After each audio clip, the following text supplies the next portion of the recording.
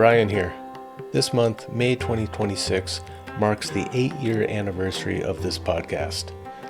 To celebrate this occasion, I thought it would be fun to reissue some early episodes from back when the podcast was called The Medicine Path. Over the next few months, I'll be re-releasing some of those archival episodes that have previously only been available to paid Patreon members. What follows is the very first episode that was recorded on a whim when I was in Montreal studying with a couple Indian music gurus called the Gundecha brothers. For a few years, I'd been thinking of starting a podcast to share some of the conversations I was having with teachers and practitioners who I'd been meeting in my travel and study of yoga, music, and plant medicine shamanism. On this particular day, I decided to seize the opportunity to speak with a real master musician and teacher, and I'm glad I did. Shortly after recording this conversation with Ramakant Gundecha, he passed away. A year or two after that, the Gundecha brothers were accused of sexually assaulting a number of female students. Needless to say, after other experiences I'd had over the years, this finally put an end to my quest to find a guru. Now, I know a lot of people have a hard time separating the teacher from the teachings, so I understand if you don't want to listen to this based on the accusations against Ramakant. But for me, I've come to a place where I'm able to separate the behaviors of a teacher from the transmission of what they're teaching. One aspect relates to the person, and the other relates to the eternal. Gurus come and go, but timeless spiritual and healing traditions like yoga, music, and shamanism endure, thanks at least in some part to the often flawed and always fallible human teachers who pass the torch from one generation to another. And regardless of their behavior, I have to be grateful that we're able to still access some of these timeless traditions today, maybe when we need it the most.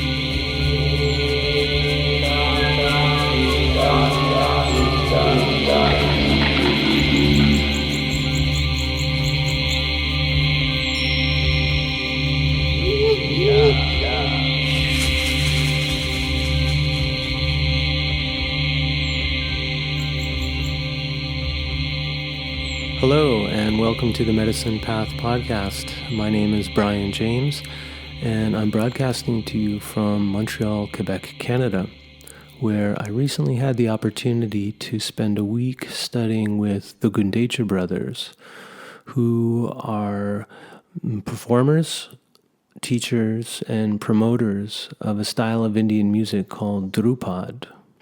And Dhrupad is probably the most ancient form of Indian vocal music, and the Gundecha brothers are really at the forefront of reviving that style of music in India and around the world.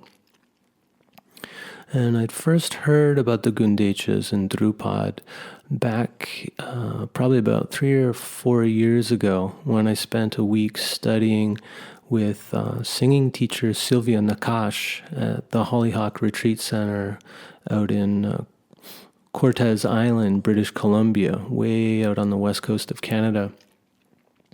And during that week, Sylvia and I got to know each other pretty well and found we had a lot of common interest in yoga, music, and shamanism, and how all of those different traditions relate to each other. And at the end of the week, Sylvia said, Brian, you should check out this kind of music called Dhrupad. I think you would really like it. And so, of course, when I got home, I started to research Dhrupad, and I was kind of surprised that I wasn't familiar with it before because I've been listening to Indian music for something like 30 years. I started to listen to Ravi Shankar back when I was a teenager. I probably got into him through Jimi Hendrix and the Beatles or something. And so I'd spent a lot of time listening to Indian music. I was never scholarly about it, but I did explore it quite a bit. Even got to see Ravi Shankar perform before he died. And yet I'd never known of Dhrupad as a distinct form of music. But when I started to look into it, man, it really blew me away. It was unlike anything I'd heard in Indian music before. It was a deeply meditative kind of vocal singing that really resonated with me. And last year, when I was down in the Peruvian Amazon, I spent some time with the Shipibo healers there. And a big part of their healing method is their use of singing in ceremony. And I found a lot of parallels between Dhrupad music and the Shipibo style of singing. And it just blew me away, but it also just further affirmed this connection that I feel that all these different shamanic traditions have, whether they're from India or South America or wherever. And so when I heard that the Gundechas were coming to Montreal for this week-long intensive, I jumped at the chance. And it was a really incredible week. It was deeply transformative for me. I realized some huge shifts and got a lot deeper into the use of my own voice, mostly as a form of meditation, not so much in a performance aspect, but a way to use the voice to get into a deeply meditative state. And the Gundechas are true masters, master performers, but also masterful teachers. Super caring, compassionate, and patient with their students. The students who were at the workshop were of all different levels of experience. Some people, not like natural musicians, not experienced musicians, but the Gundechas gave them as much time and care as they did with people who had a lot more facility with their voice. It was really amazing to see people of their experience taking such time and care with these Western students. And so it was really an amazing opportunity to sit down and interview one of the Gundecha brothers, Ramakant. The other brother's name is Umakant, and he was amazing as well. And I encourage you, if you're interested, to go find out more about the Gundechas and Dhrupad at drupad.org. And you can also find out more about this podcast at medicinepathyoga.com. And if you enjoy this podcast, please go to iTunes and leave a 5-star review. It will help other people find the podcast, which will help me. I've got a lot of amazing interviews coming up. This one was really an icebreaker for me. I'd been kind of nervous and shy about asking some of these teachers for interviews in the past. But like I said, this week, something shifted for me. And by the end of the week, I found the courage to ask one of these gurus to sit down and give me an interview. And man, it was great. So enjoy this interview with Ramakant Gundecha, and I'll see you down the medicine path.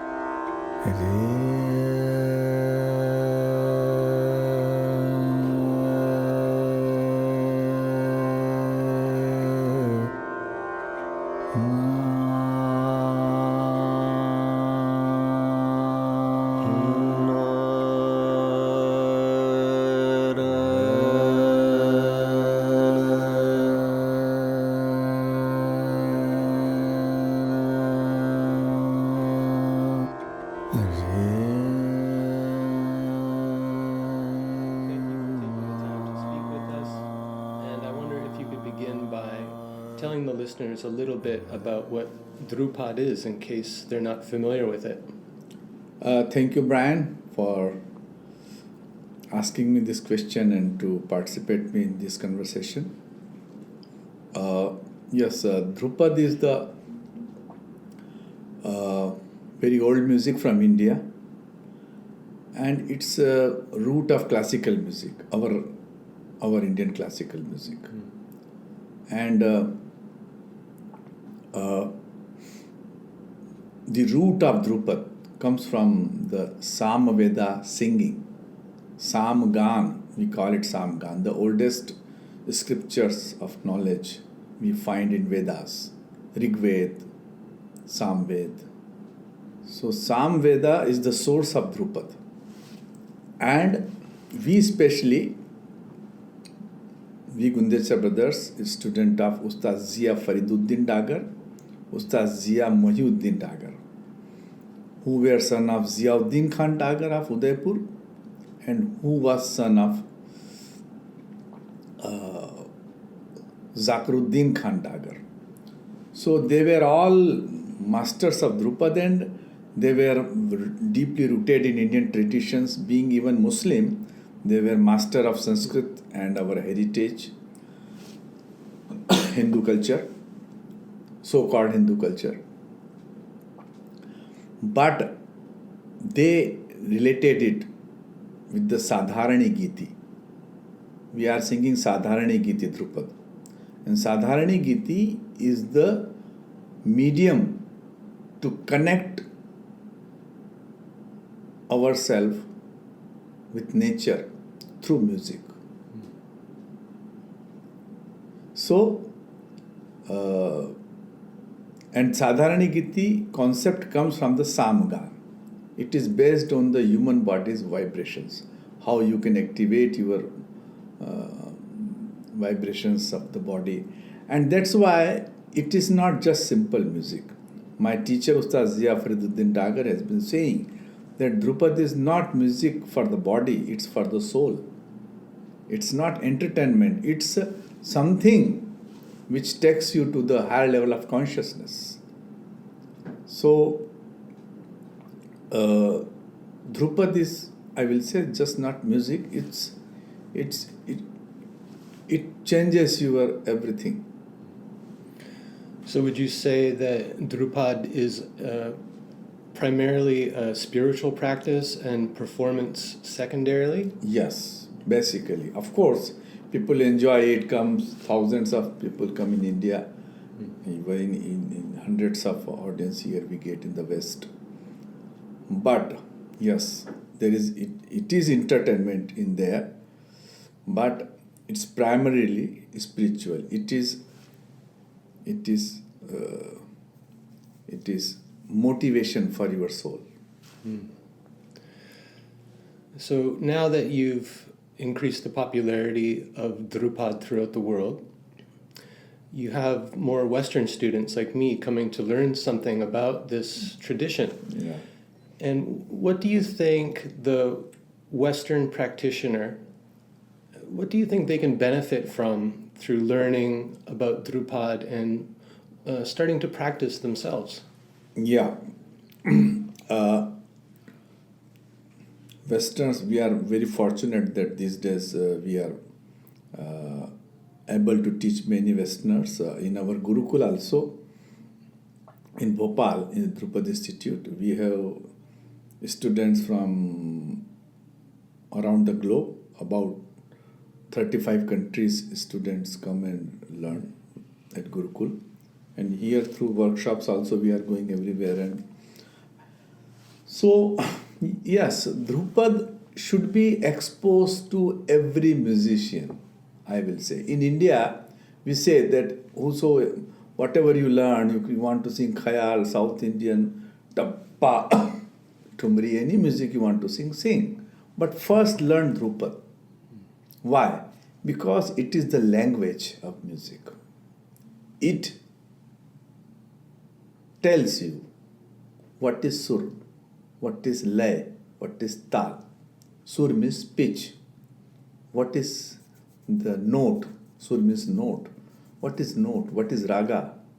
So these primary questions of music related with the sound, not as a just music, are dealt in Dhrupad music. So, and especially in our style, Sadharani Giti, you can feel there is a lot of dealing with human body vibrations. And that we tried to explain this in this workshop too.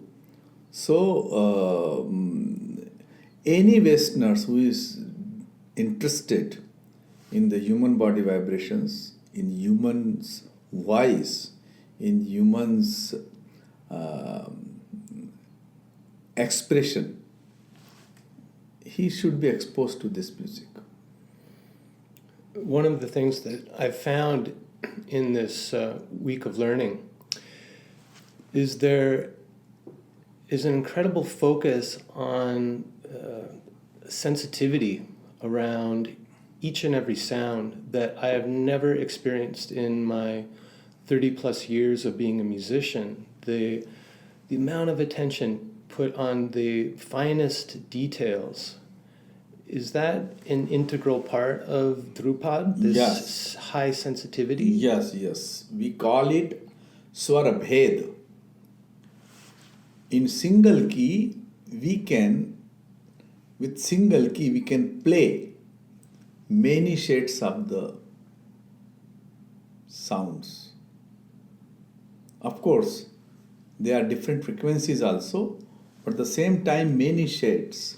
It's called Shruti, the moving sound between two notes.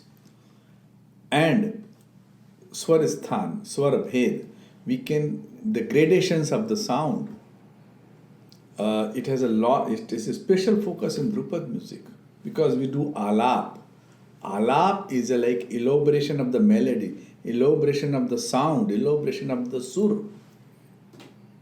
So we have opportunity to look into its deepest detail as possible for us. So this is a special feature of Dhrupad, and that's why it's very, very related with the meditation, with the spiritual practice, with dhyana. So you see, in other musics, it's more structural, something composition, something tans, something patterns, and this and that. Dhrupad deals with the sound.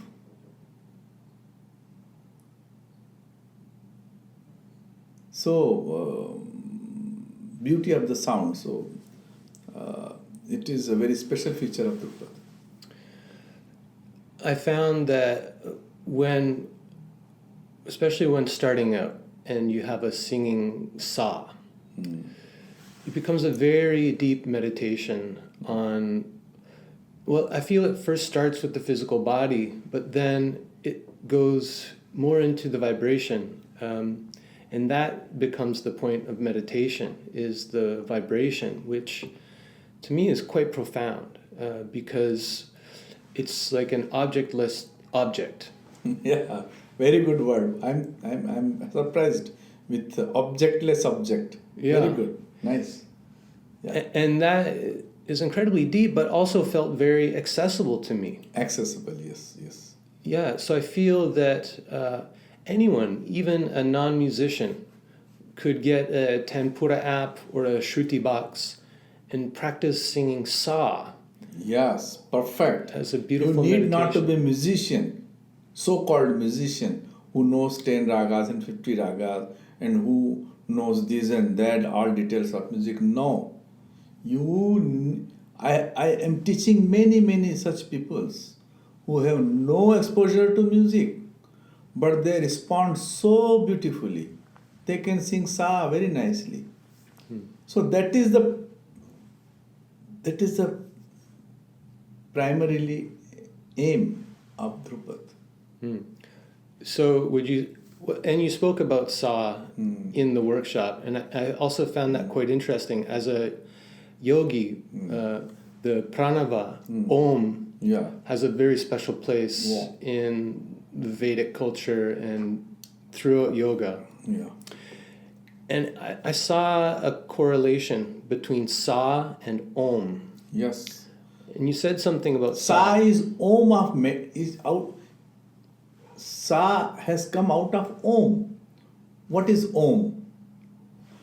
Om is made of A, U, M, Ma.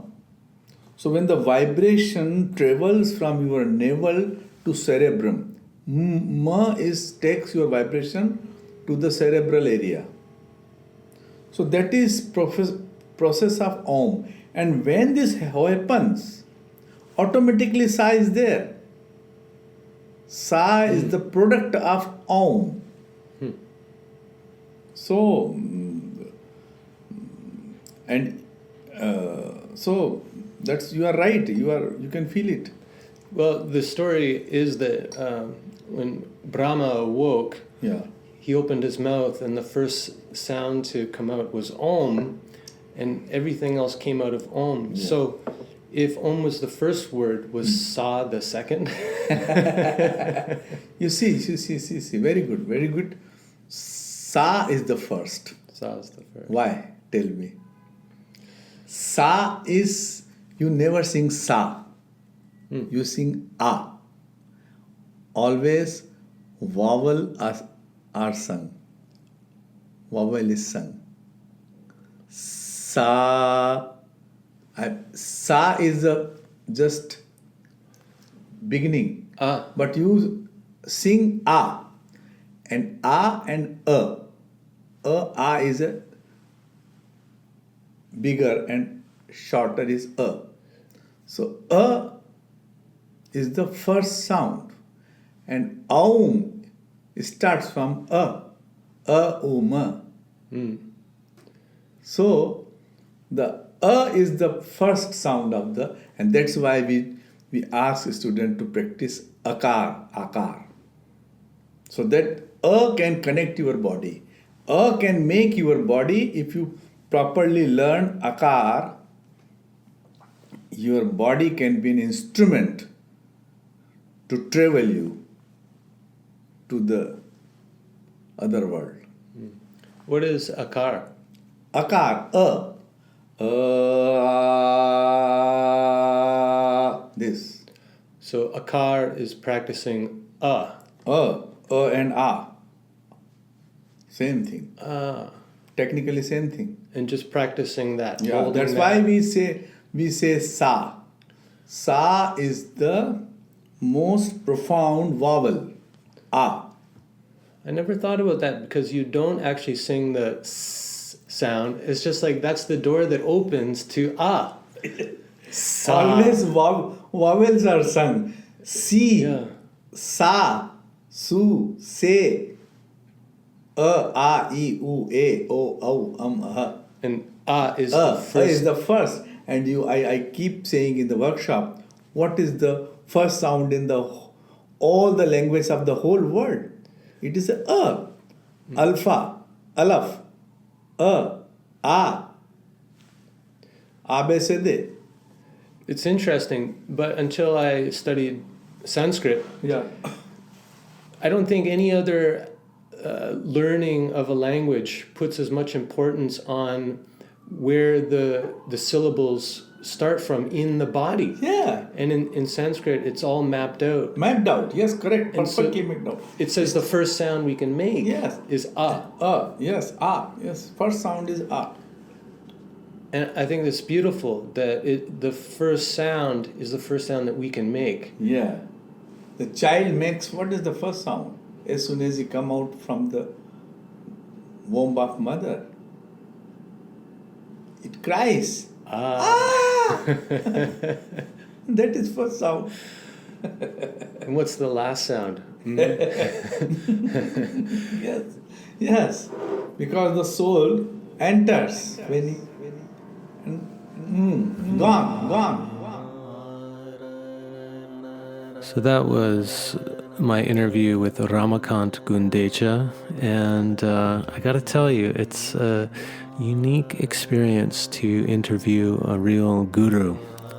And if I sounded a little stiff or nervous, well, that's why. And it was also actually my first interview I've ever given. So I'm hoping that I relax into it, and it was a unique circumstance. So I'm forgiving myself quite a bit there.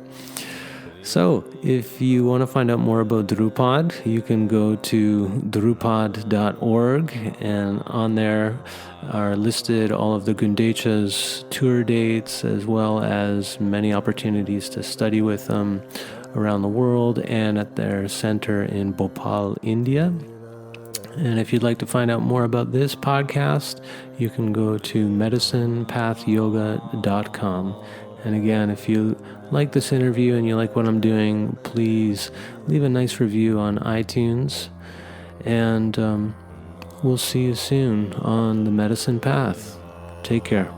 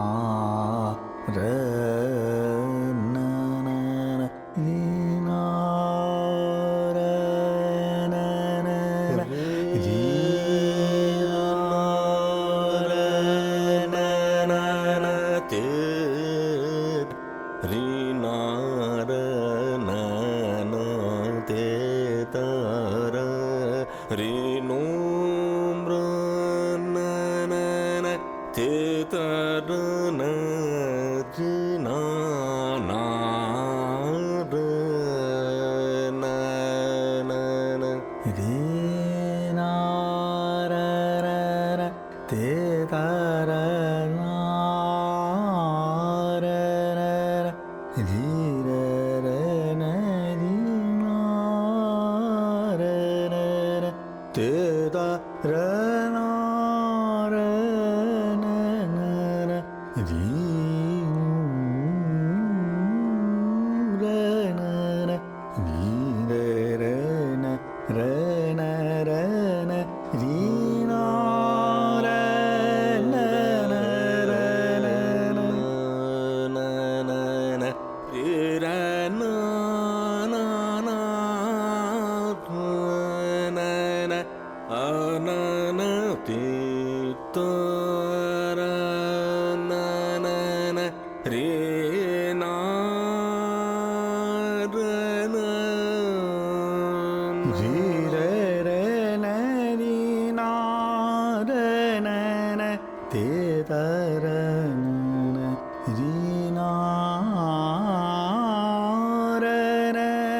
Re